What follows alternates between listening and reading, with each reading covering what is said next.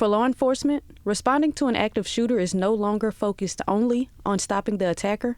Officers are also being trained to get wounded victims to medical care faster. We make changes on this all the time based on what we see that changes in the threat environment. Jim Branson with the Mississippi Office of Homeland Security says the state began active shooter training in 2007. It is now in its 9th version.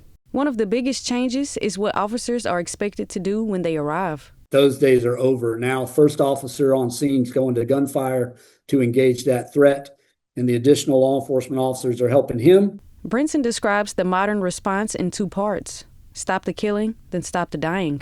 Once an area is cleared of the threat, officers can begin reaching and moving wounded victims, even before the entire building is secured. In George County, Sheriff Mitchell Mixon says their response also depends on agencies knowing how to work together. Each agency has to understand what their role is, and each person has to understand what their role is. George County trains law enforcement, firefighters, and other first responders to work together. Mixon says those skills also have to be practiced regularly. If you don't continue to train, then you lose some of your sharpness on that. Brinson says Mississippi officials continue studying active shooter incidents with ALERRT and the FBI.